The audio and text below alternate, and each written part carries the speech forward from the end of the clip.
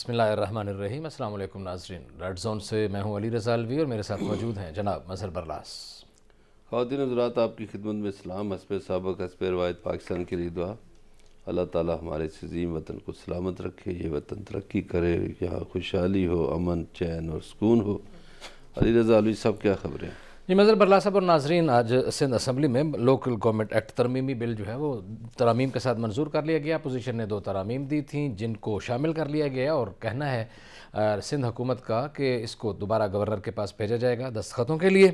لیکن اس موقع پر اپوزیشن نے خوب ہنگامہ آرائی کی، کاپیاں پھاڑی گئیں اور اس کے بعد بات چیت بھی کی گئی، میڈیا ٹاک بھی ہوئی، مختلف لوگوں نے مختلف موقف اپنایا۔ سعید غنی کا کہنا کچھ اور تھا، خالد مقبول صدیقی نے بھی کچھ بات کی اور مراد علی شاہ نے بھی کچھ باتیں کی، وہ بھی آپ کو سنائیں گے اور ان پہ تبصرہ بھی کریں گے۔ پھر اس حوالے سے ایم کیو ایم کی آل پارٹی جو کانفرنس تھی اس پہ بھی کچھ اس حوالے سے جو گفتگو ہوئی وہ بھی ہمارا موضوع بحث ہوگا۔ وزیر اعظم عمران خان جو ہیں وہ آج اپنے میاں والی میں موجود تھے، وہاں انہوں نے بڑی اعلیٰ گفتگو کی۔ انہوں نے بتایا کہ بات چیت کے لیے تیار ہیں، مختلف لوگوں سے بات چیت کی جا سکتی ہے، لیکن جو بڑے چور ہیں انہیں کسی صورت میں این آر او نہیں دیا جا سکتا اور ان سے کسی صورت میں بات نہیں ہو سکتی۔ ان کا کہنا تھا کہ قوموں کی ترقی جو ہے وہ اس میں بہت بڑی رکاوٹ ہوتی ہے جو بڑے چور ہوتے ہیں، تو اس طرح نہیں ہو سکتا۔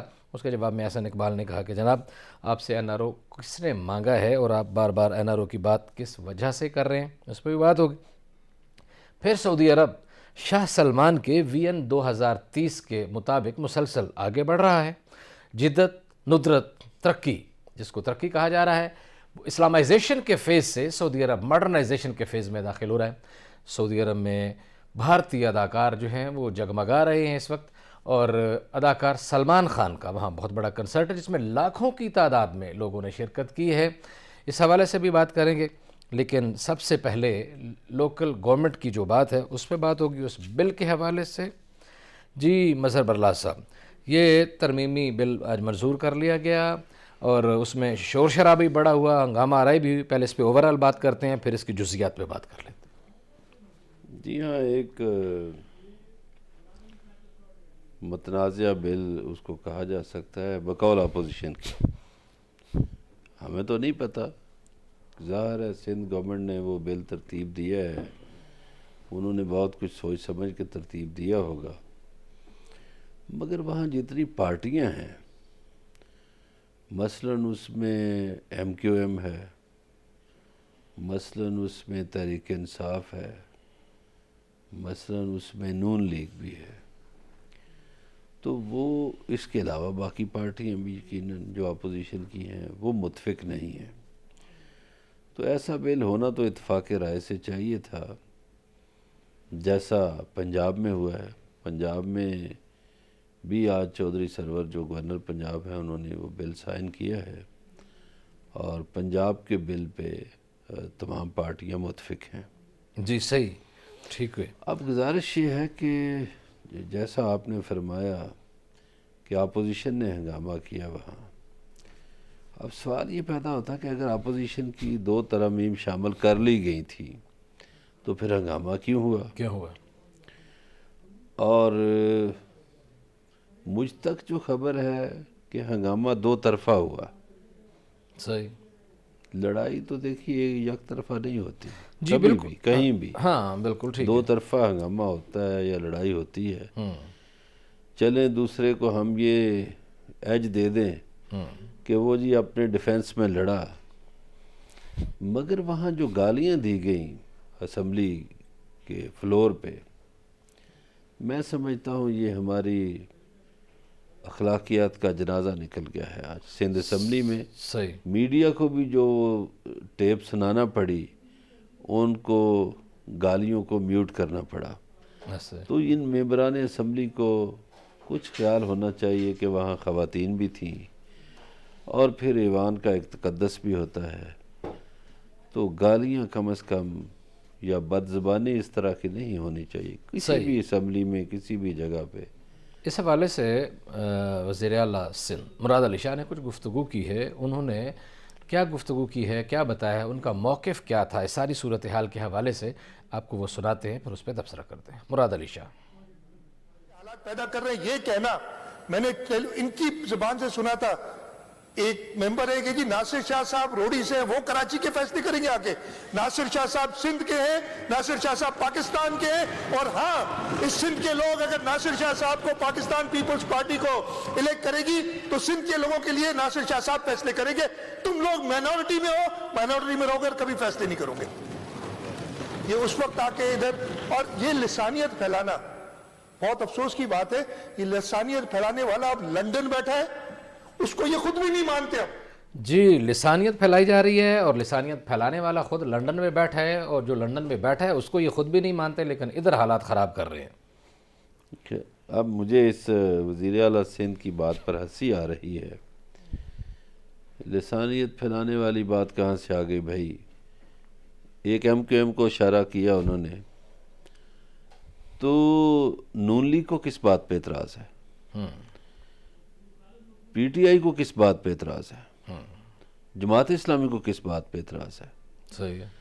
تو دیکھیے یہ جو بلدیات کا قانون انہوں نے بنایا ہے، بنیادی طور پر اس پہ اعتراض ہے. اچھا جی ایم کیو ایم نے زیادہ اس مسئلے کو اچھالا ہوگا، صحیح ہے. تو انہوں نے اسے لسانی تعصب کی بات کر دی. تو میرا خیال ہے ایسی بات نہیں ہے. یہ کل بھی ہم نے کراچی کی بات کی تھی. جی جی. دیکھیے کراچی ایک زمانے میں ایسا شہر تھا جسے لوگ دیکھنے آتے تھے دنیا بھر سے، مگر اب کراچی کو کھنڈرات میں بدل دیا گیا. تو کل بھی ہم نے یہ ڈسکس کیا تھا، آج بھی ہم یہ کہتے ہیں بھی کراچی میں 40 سالوں سے تو دعوے دار پیپلز پارٹی اور ایم کیو ایم دونوں ہیں. دونوں کی لڑائی لگی ہوئی ہے، اور دونوں کی لڑائی میں لوگوں سے سہولیات چھن گئیں، لوگوں کی سڑکیں کھنڈرات میں بدل گئیں، کراچی کے پارکوں پر بھی قبضے ہو گئے، صحیح. اور جو سرکاری زمینیں جس کے حصے میں جو آیا اس نے سمیٹ لیا، تو کراچی برباد کیا. اب جو میونسپل کارپوریشن ہے کوئی بھی کسی شہر کی، اس میں ہم یہ نہیں کہہ سکتے کہ جی فلاں اقلیت میں ہے تو فلاں کا لسانی تعصب ہے. اب اگر کوئی لاہور سے جیتتا ہے تو جیتے، کوئی پشاور سے جیتتا ہے تو جیتے، کوئی کراچی سے جیتتا ہے. اب کراچی جو ہے، کراچی میں اس وقت 17% سندھی ہیں. صحیح. کراچی میں 13% بلوچ ہیں. صحیح. کراچی میں 11% پنجابی ہیں. جی جی. کراچی میں 15% پٹھان ہیں، اور پٹھانوں کا پشتو بولنے والوں کا سب سے بڑا شہر کراچی ہے. صحیح ہے. یعنی اتنی آبادی پشتو بولنے والوں کی کسی شہر میں نہیں ہے، صحیح ہے. پشاور میں بھی نہیں جی. جتنی کراچی میں ہے. تو اب کراچی میں دیکھیے مختلف آبادیاں ہیں، وہاں بہاری بھی ہیں، وہاں گجراتی بھی ہیں، وہاں یہ جو پنجابی دلی سوداگران بھی ہیں. تو کراچی تو ایک ایسا شہر ہے کہ وہاں مختلف قومیتیں آباد ہیں. صحیح تو ہے. وہاں کسی ایک کا میرا خیال ہے یہ مناسب نہیں ہے. ٹھیک ہے جی، ہاں، بالکل. اردو اس حوالے وہاں سے خالد رابطے مقبول کی زبان ہے. اس حوالے سے خالد مقبول صدیقی صاحب نے بھی کوئی گفتگو کی. آپ کو پتہ ہے آج ان کے ایک اجلاس بھی تھا، ان کے آل پارٹیز کانفرنس بھی تھی. اس کے بعد انہوں نے جو گفتگو کی خالد مقبول صدیقی صاحب نے، اس کا ایک ٹکڑا آپ کو سناتے ہیں، پھر اس پہ تبصرہ کرتے ہیں. خالد مقبول صدیقی. ایک اور کانفرنس کر ہم اس نتیجے میں پہنچے کہ جب تک third tier of government intact نہ ہو تو عام انتخابات، قومی اور صوبائی اسمبلی کے انتخابات کے لیے بلدیاتی حکومت کا ہونا اس کو مشروط کر دیا جائے. آئیے ہم فیصلہ کریں کہ اس تھرڈ ٹیئر آف گورنمنٹ کو، شہری حکومت کو، بلدیاتی حکومت کو، ٹاؤنز کی حکومت کو، یونین کونسلوں کی حکومت کو، اس کو حکومت سمجھتے ہوئے آئینی تحفظ دیا جائے. اگر آپ ان کو آئینی تحفظ نہیں دیں گے، اگر آپ اختیارات نہیں دیں گے، تو ہمارے ساتھ سب لوگ، اگر آپ نے یہ نہیں کیا تو پاکستان کا مقدر لسانی سیاست اور علاقائی سیاست کے علاوہ اور کچھ نہیں. جی، ان کے بھی تان اسی بات پہ آ کے ٹوٹے، لسانی سیاست اور علاقائی سیاست. اب گزارش یہ ہے، مراد علی شاہ صاحب کی بات اور خالد مقبول صدیقی صاحب کی بات کا اگر جائزہ لیا جائے تو وہاں لڑائی اس بات کی ہے کہ صوبائی حکومت سندھیوں کی ہے، میں اوپن بات کر دیتا ہوں، مگر کراچی میں وہ اکثریت میں نہیں ہے، شہر میں، حیدرآباد شہر میں وہ اکثریت میں نہیں ہے۔ اب جب بلدیاتی ادارے بنیں گے جی تو وہاں حکومتیں کسی اور کی بن جائیں گی۔ صحیح ہے۔ جیسے یہ پنجاب میں ایک شہر ہے منڈی بہاؤالدین، اب منڈی بہاؤالدین کی شہر کی جو صوبائی سیٹ ہے وہ ہمیشہ مہاجرین جیتتے ہیں، جی تو گزارش یہ ہے کہ اب وہاں، یہاں تو خیر ایسا لسانی تعصب نہیں، کوئی بات نہیں کرتا، مگر وہاں پہ یہ دونوں فریق یہ بات کر رہے ہیں۔ جی اچھا وہ چونکہ صوبائی حکومت ہے ان کی، میں سمجھتا ہوں ان کی زیادہ ذمہ داری ہے، اس لیے کہ وہ جو اختیارات دیں گے بلدیاتی اداروں کو، زیادہ سے زیادہ اختیارات دینے چاہیے نا، تاکہ لوگوں کے مسائل حل ہوں۔ وہ جان بوجھ کر اختیارات کو، میں نے ایک دن پہلے بھی بات کی تھی کہ ہمارے وزرائے اعلیٰ جو ہیں، اس میں پنجاب کے وزیر اعلیٰ بھی سابقہ شامل تھے، یہ اختیارات پہ سانپ بن کے بیٹھنا چاہتے ہیں، صحیح نیچے اختیارات منتقل ہی نہیں کرنا چاہتے کہ یہ کسی یونین کونسل کے چیئرمین کے پاس اختیار چلا جائے، کسی ڈسٹرکٹ کونسل کے پاس اختیار چلا جائے، کسی شہر کے میئر کے پاس یا ٹاؤن کے ناظم کے پاس اختیار چلا جائے، یہ نہیں چاہتے۔ صحیح ہے۔ چاہنا چاہیے تاکہ یہ جو چھوٹے مسائل ہیں، جو گلی محلے کے مسائل ہیں، وہ وہیں حل ہو جائیں، وہ شہری حکومت حل کرے، بلدیاتی حکومت حل کرے۔ یہ جو قانون سازی کرنے والے ہیں ان کو گلیوں نالیوں میں نہ الجھنا پڑے، مگر پتہ نہیں ہمارے جو بھی حکمران ہوتے ہیں وہ ان کا اختیارات سے پیٹ ہی نہیں بھرتا، وہ کہتے ہیں سب کچھ میرے پاس ہی رہے، اگر کسی نے بلب لگانا ہے تو وہ بھی منظوری وہیں سے ہو۔ اچھا یہ سبق پھر ان کو بیوروکریسی بھی پڑھاتی ہے جی کہ سر وہ آپ کے حکم کے بغیر تو وہاں سر ایمبولینس بھی نہیں جا سکتی۔ صحیح۔ اب تونسا جو ہے پنجاب کا ایک تحصیل ہے ڈی جی خان کی، ہونا تو یہ چاہیے کہ وہاں تحصیل تونسا کا جو ناظم ہے یا جو تحصیل کی جو میونسپل کمیٹی ہے وہی بندوبست کرے وہاں کی ایمبولینس کا، صحیح۔ مگر وہ بندوبست لاہور سے ہوتا ہے کہ وزیر اعلیٰ صاحب کے منظوری ہوگی تو فلاں تحصیل میں ایمبولینس جائے گی، صحیح تو یہ نہیں ہونا چاہیے۔ یہ آپ بلدیاتی اداروں کو اختیارات دیں۔ دوسرے ملکوں کی نقلیں تو آپ بہت کرتے ہیں، تو آپ دوسرے ملکوں کی طرح بلدیاتی اداروں کو اختیارات دیں۔ اگر کسی کو نہیں سمجھ آتی تو پھر یہ کجریوال کو دیکھ لیں، وہ صوبائی حکومت انڈیا میں ایک چلا رہا ہے، تو کجریوال کس طرح لوگوں کو فیسیلیٹیٹ کرتا ہے۔ صحیح۔ تو یہ بالکل اسی طرح یہ جو میونسپل حکومتیں ہیں یا مقامی حکومتیں ہیں، یہ اسی لیے ہوتی ہیں کہ لوگوں کے رابطے ایزی ہوں، لوگ اپنے ممبر کو، اپنے چیئرمین کو، یو سی چیئرمین کو پکڑ لیں کہ بھائی یہ ہماری گلی بنا دو، یہ ہماری سڑک بنا دو، یہ ہمارا فلاں ایشو ہے۔ M N A M P تو نظر ہی نہیں آتے۔ صحیح۔ تو آپ نے پنجاب کی بات کی تو پنجاب کی بھی بات کر رہتے ہیں۔ 25 اضلاع سے میونسپل کارپوریشنز، میونسپل اور ٹاؤن کمیٹیوں کا جو نظام ہے وہ ختم کر دیا گیا ہے، اور لاہور میں آج 7 لاکھ ڈیجیٹل واٹر میٹرز لگانے کی منظوری دے دی گئی ہے، اور ترقیاتی بجٹ میں 85 ارب روپے کا اضافہ کیا گیا ہے۔ تو اچھی بات ہے، ترقیاتی بجٹ میں اضافہ ہوا ہے۔ جی ہاں۔ اچھا ترقی ہوگی پنجاب میں، دیکھتے ہیں کیا ہوتا ہے۔ ابھی تک تو گزشتہ 3 سالوں میں پنجاب میں وہ ترقی نظر نہیں آئی جو آنی چاہیے۔ اس میں ٹھیک ہے کچھ بڑی سڑکیں انہوں نے شروع کی ہیں، لیکن جو بلدیاتی اداروں کا کام ہے وہاں ترقی نظر نہیں آئی، صحیح۔ تو وہاں آنی چاہیے ترقی نظر۔ باقی انہوں نے ایک میرا خیال اچھا سسٹم کیا ہے پنجاب میں کہ انہوں نے ڈائریکٹ میئر جو ہے اس کو ڈائریکٹ ووٹ دینے کا، یہ جو خرید و فروخت ہوتی تھی نا ممبران کی، جی یہ ختم ہو جائے گی کم از کم اس سے۔ تو یہ جو ہمارا دوسرا صوبہ ہے خیبر پختونخوا، اس میں ویسے ہی 19 دسمبر کو الیکشن ہو رہے ہیں بلدیاتی، ادھر تو آج کل بڑی گہما گہمی ہوئی ہے، بلکہ کسی دن اس پہ 19 دسمبر سے پہلے کوئی پروگرام کریں گے جی کہ وہاں بڑی زور و شور سے الیکشن لڑے جا رہے ہیں، اور جو پارٹیاں کہتی ہیں ہم استعفے دے دیں گے وہ بھی لڑ رہی ہیں بڑے زور و شور سے۔ یہ جو 25 اضلاع سے میونسپل کارپوریشن اور ٹاؤن کمیٹیوں وغیرہ کا سسٹم ختم کیا گیا، اسے آپ کس نظر سے دیکھتے ہیں؟ اس کا متبادل انہوں نے کیا دیا ہے؟ متبادل یہی ڈائریکٹ میئر سسٹم، اور انہوں نے کہا ہے جناب کہ یہ کارپوریشنز بنائی جائیں گی، اس میں پنجاب میں 11 میٹروپولیٹنس کارپوریشن بنے گی، گجرات اور سیالکوٹ جو ہیں وہ بھی اسی طرح میٹروپولیٹن شہر قرار دیے گئے ہیں، اور اس طرح باقی کچھ جی ہاں بڑے شہروں کو تو اچھی بات ہے، اس میں تو کوئی میرا خیال ایسی بات نہیں ہے۔ صحیح۔ یہ اگر گجرانوالہ کا میئر ڈائریکٹ الیکٹ ہو جاتا ہے، یا لاہور کا یا فیصل آباد کا یا گجرات کا یا سیالکوٹ کا، تو اچھا ہے، وہ ذمہ دار ہوگا۔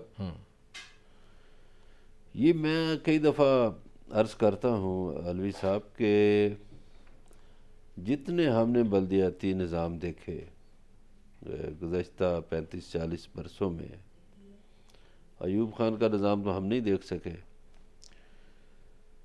تو اس میں سب سے بہتر جنرل مشرف کے دور میں جو متعارف کرایا گیا تھا نظام وہ تھا، اس میں بڑی ترقی ہوئی، پنجاب کے دور دراز علاقوں میں بھی ترقی ہوئی، اور اس میں دیکھیے یہ شاہ محمود قریشی صاحب بھی ناظم بنے تھے ملتان کے، حالانکہ یہ اپوزیشن میں تھے، اسی طرح محترمہ فریال تالپور ناظم بنی تھی، وہ بھی حالانکہ ان کی مخالف تھی، لیکن کسی کے فنڈز روک کے نہیں گئے تھے۔ یہ جو میں آپ سے عرض کر رہا ہوں نا کہ ہمارے ہاں حکومتیں مخالفین کے فنڈز روک لیتی ہیں، اب یہ ایک امتحان ہے پنجاب حکومت کے لیے، یہ جو آپ نے سوال اٹھایا ہے نا، اس کا امتحان یہ ہے کہ اگر لاہور کا میئر نون لیگ کا بن جاتا ہے یا گجرانوالہ کا میئر بن جاتا ہے تو کیا آپ اس کو فنڈز دیں گے یا نہیں؟ صحیح۔ اصول یہ ہے کہ آپ کو فنڈز دینے چاہیے، جو اس کا حق بنتا ہے، جو اس شہر کا رائٹ ہے، چونکہ اس شہر نے وہ میئر چنا ہے، اس کا تعلق کسی بھی پارٹی سے ہے، آپ اس کو اس کے اختیارات دیں، اس کو اس کے فنڈز دیں۔ یہ امتحان ہوگا، اور اس امتحان میں بہت کم سیاسی پارٹیاں کامیاب ہوتی ہیں، اللہ کرے یہ حکومت کامیاب ہو جائے، صحیح پتہ نہیں ہوگی یا نہیں، لیکن ہم اچھی امید رکھتے ہیں کہ جہاں نون لیگ کے جیتیں گے یا پیپلز پارٹی کے جیتیں گے، دیکھیے ساؤتھ سے پیپلز پارٹی کے لوگ بھی جیتیں گے، تو حکومت کو چاہیے کہ سب کو فنڈز دیں، سب کو اختیارات دیں۔ جی بالکل، یہ چاہیے کہ حکومت کو کہ بلا تخصیص سب کو برابر کی بنیاد پہ فنڈ دیں، اور ترقی کے عمل کو روکنے کی کوشش بالکل نہ کی جائے، اپنے اپنے جو لوگ ہیں صرف ان کو فنڈز فراہم کر کے ان کے لیے مضبوطی کا راستہ بنایا جائے، اور دوسروں کو کمزور کرنے کا راستہ اگر اختیار کیا گیا تو پھر یقیناً ترقی کا عمل بالکل متاثر ہوگا، اور انصاف بھی نہیں ہو پائے گا اور مساوات بھی نہیں ہو پائے گی۔ بات چیت کا سلسلہ جاری ہے، ہمارے ساتھ رہیے گا، ملتے ہیں بریک کے بعد۔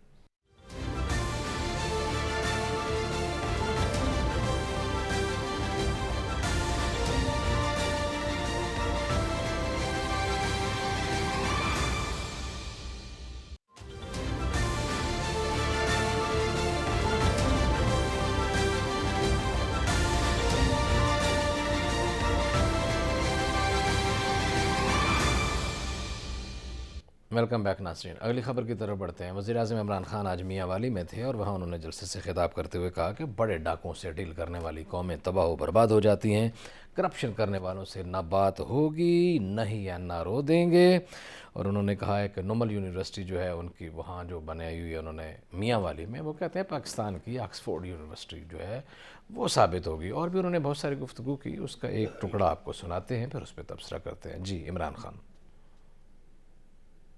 کہ ہم سب سے بات چیت کرنے کے لیے تیار ہیں، جن کا نظریہ مختلف ہے ان سے ہم بات چیت کریں، جس کو لیفٹ کہتے ہیں، جس کو رائٹ کہتے ہیں، سب کے ساتھ بات چیت کرنے کے لیے تیار ہیں، سب سے ہم بیٹھ کے اپنے مسئلے امن سے حل کرنے کے لیے تیار ہیں، چاہے وہ بلوچستان میں لوگ ہوں، چاہے ہمارے پرانے قبائلی علاقے کے لوگ ہوں، وزیرستان کے لوگ ہوں، جدھر بھی ہوں، سب سے ہم بات چیت سے مسئلے حل کریں گے۔ صرف ہم جس سے مفاہمت کبھی نہیں کریں گے وہ لوگ ہیں جنہوں نے پاکستان کی عوام کا پیسہ چوری کر کے ملک سے باہر لے کے گئے. سب سے مفاہمت کرنے کے لیے تیار ہیں, لیکن کبھی جن لوگوں نے کرپشن کی ہے, یعنی اقتدار میں آ کے ملک کا پیسہ چوری کیا, چوری کر کے باہر لے گئے, کبھی ان لوگوں سے میری حکومت ان سے کبھی نہ ان کو NRO دے گی, نہ ان سے کبھی مفاہمت کرے گی. ان لوگوں کو جب تک سزا نہیں ملے گی, یہ سن لیں میری بات, وہ قوم جو بڑے ڈاکوؤں سے ڈیل کرتی ہے وہ تباہ ہو جاتی ہے. ہر مہذب معاشرہ اپنے چوروں کو جیلوں میں ڈالتا ہے, ان سے ڈیل نہیں کرتا. کوئی جی جناب, چوروں کو تو جیل میں ڈالا جاتا ہے, ان سے ڈیل نہیں کی جاتی. جو ملک سے پیسہ لوٹ کر لے گئے ہیں ان سے بات نہیں ہو سکتی. باقی لیفٹ والے ہیں یا رائٹ والے ہیں ان سے بات ہو سکتی ہے. اچھا, اس گفتگو کے 2-3 حصے ہیں. پہلی بات تو یہ ہے کہ وزیر اعظم صاحب کو 3 سال سے زائد ہو گئے اقتدار میں آئے ہوئے. انہیں کس نے روکا ہے کہ یہ چوروں اور ڈاکوؤں کے جیل میں نہ ڈالیں؟ کیوں نہیں ڈالتے؟ شاید اگلی دفعہ ڈالنے کا ارادہ. تو اگر یہ کسی کو چور ڈاکو سمجھتے ہیں یا کسی نے پاکستان کا پیسہ لوٹا ہے تو اس کو ڈالیں جیل میں. حکومت ان کی ہے, انہیں ڈالنا چاہیے. ان کو جیل میں ڈالیں, کیوں نہیں ڈالتے؟ نمبر 1. اور اگر وہ جیلوں میں نہیں ہیں تو قصوروار میں اور آپ تو نہیں ہیں نا, نہ ہمارے کو سننے والے قصوروار ہیں, دیکھنے والے قصوروار ہیں. قصوروار حکومت ہی ہے. دوسری بات انہوں نے کی کہ رائٹ لیفٹ والی. دیکھیے, رائٹ لیفٹ کی بحث تو ختم ہو چکی ہے. اب تو دائیں اور بائیں بازو کی سیاست دور چلی گئی. اب تو مفادات کی سیاست ہے. جو لوگ بڑے بائیں بازو کے بنے پھرتے تھے وہ رشیا کے ٹوٹنے کے بعد امریکہ کی چھتری تلے آ گئے, اور اب وہ بڑی بڑی کانفرنس سے کرتے ہیں. کوئی عدلیہ کی آزادی کے نام پر کرتے ہیں کانفرنس, کوئی صحافت کی آزادی کے نام پر. تو پتہ نہیں ان کو پیسے کہاں سے آتے ہیں, اور وہ بھی آ چکا ہے, وہ لیٹر بے نقاب ہو چکا ہے جہاں سے پیسے آتے ہیں. اب انہوں نے بات کی ہے کہ ناراض بلوچوں سے یہ بات چیت کرنے کے لیے تیار ہیں, اور جو ناراض قبائل ہیں وزیرستان کے ان سے.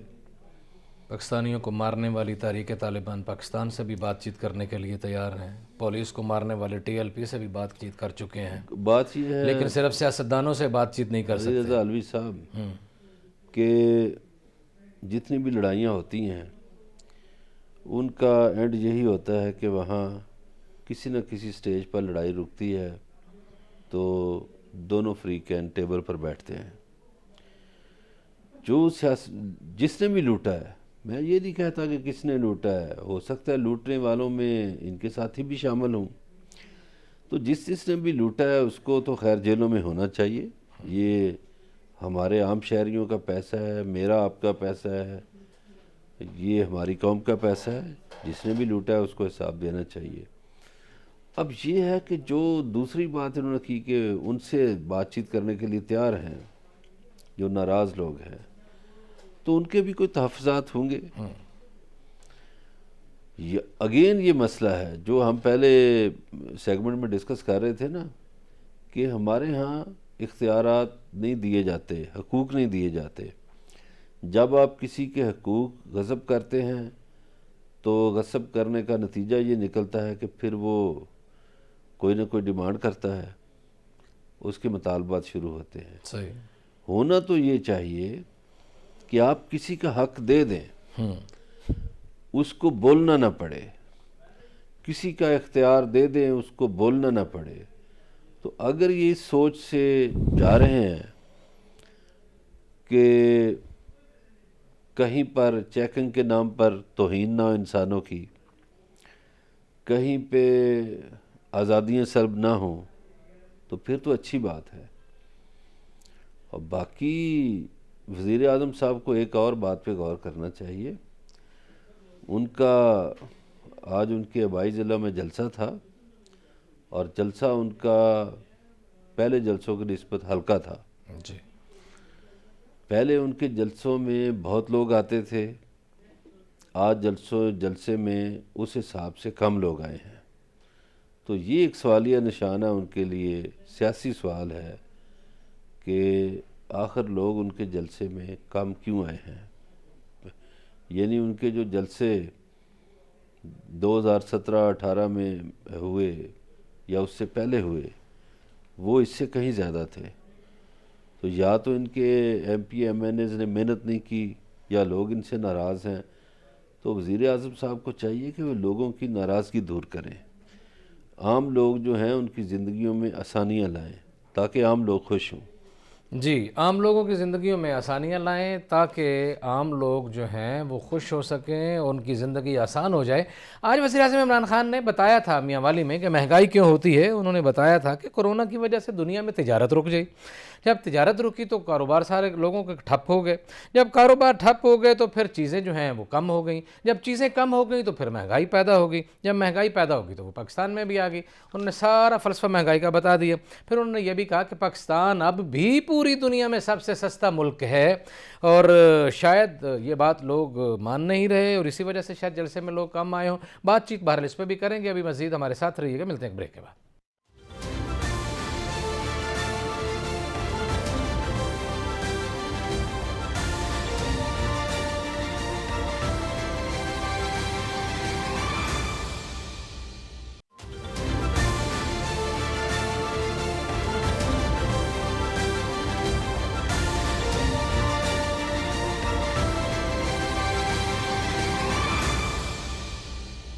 ویلکم بیک ناظرین۔ بریک پہ جانے سے پہلے وزیر اعظم عمران خان کے جلسے کی بات ہو رہی تھی، انہوں نے مہنگائی کی جو وجوہات بتائیں وہ بات ہو رہی تھی، اور باقی بھی جو انہوں نے پوزیشن کے حوالے سے باتیں کی وہ بھی بات ہو رہی۔ آج ایک انتہائی اہم وفد پاکستان کے دورے پر آئے ہوئے ہیں۔ امریکی 4 سینیٹرز آئے ہوئے ہیں جنہوں نے وزیر اعظم عمران خان سے بھی ملاقات کی ہے، سپہ سالار جناب قمر جاوید باجوہ سے بھی بات کی ہے۔ ان امریکی سینیٹرز میں انگس کنگ، رچرڈ جان کارنائن اور بنیامین سیسی شامل ہیں، مظہر برلا صاحب، اور یہ لوگ جو ہیں امریکی سینٹ کی انٹیلیجنس کمیٹی کے جو ممبران ہیں۔ میرا خیال ہے کہ امریکہ کو پاکستان کی یاد آ گئی ہے، اور یہ یاد زیادہ شدت سے اس لیے آئی ہے کہ وزیر اعظم پاکستان نے بہت سخت فیصلہ کیا۔ وزیر اعظم پاکستان جو ہے نا، ٹھیک ہے ملک میں مہنگائی ہے، لیکن بین الاقوامی طور پر وہ اقوام متحدہ کی جو ویب سائٹ ہے وہ بھی گواہ ہے، سب سے زیادہ تقریر ان کی سنی جاتی ہے اور دنیا ان کو قبول کرتی ہے۔ اب امریکیوں نے ایک کانفرنس کرائی جمہوریت کے نام پہ، پاکستان کو بھی دعوت دی، تو پاکستانی حکومت نے جو خط لکھا وہ بہت شکریہ کے ساتھ ان کو واپس کر دی دعوت۔ صحیح۔ اور وزیر اعظم صاحب نے کہا کہ میں ایسی جمہوریت کی کانفرنس میں نہیں جاتا۔ صحیح۔ تو وزیر اعظم پاکستان کے اس دلیرانہ موقف کے بعد امریکیوں کو یاد آ گئی۔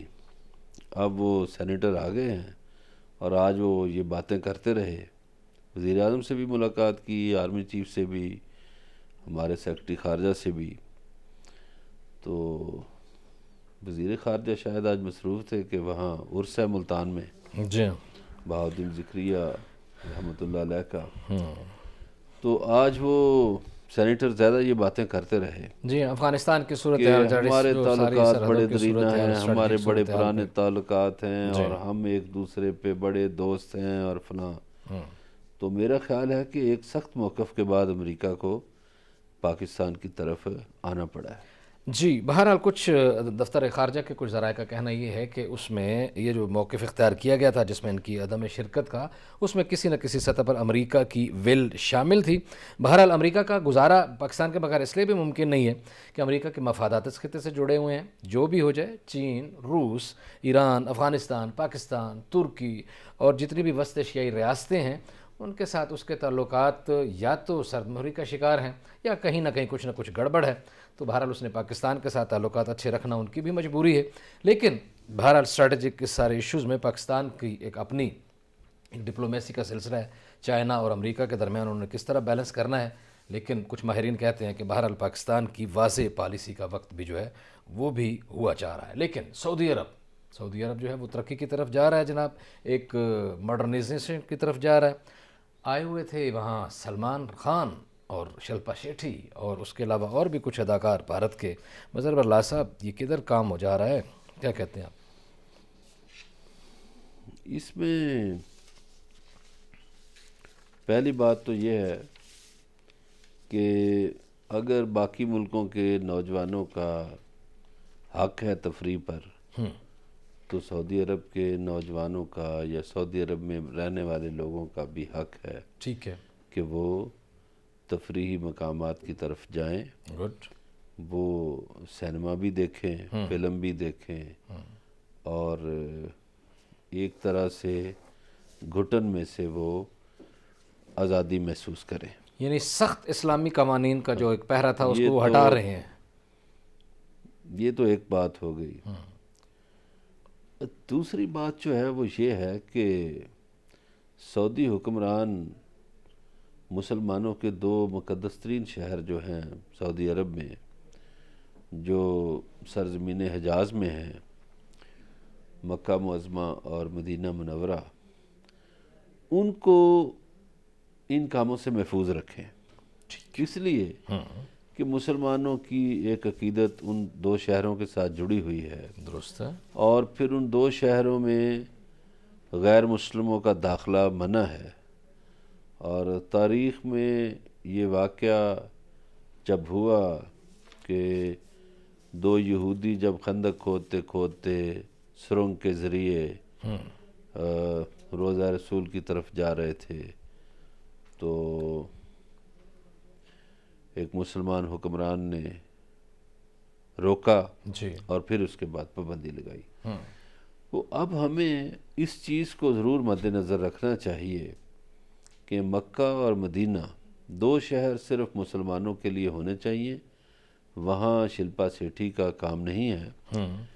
ہاں، شلپا شیٹھی ریاض میں جائے، جدہ میں جائے، طائف ریاض میں جائے، ہی یہ کنسرٹ ہوا ہے جہاں شلپا باقی شیٹھی، جدھر مرضی جائیں. پربھو دیوا، اتنا آیوش بڑا شرما اور ملک رائی ہے. مکھرجی وغیرہ گئے ہوئے ہیں. اور باقی مدینہ میں ملک بھی میں اطلاعات جائیں. ہیں کہ 10 سینما گھر کھولے جا رہے ہیں. لیکن مدینہ میں ہماری تجویز ہے کہ مدینہ منورہ کو اور مکہ معظمہ کو ان چیزوں سے پاک رکھیں، تو بہتر ہے، مسلمانوں کی دل آزاری نہیں ہوگی. جی، بہرحال یہ شاہ سلمان کا، محمد بن سلمان کا یہ 2030 ویژن ہے جس کے مطابق وہ سعودی عرب کو ماڈرنائزیشن کی طرف لے کے جا رہے ہیں.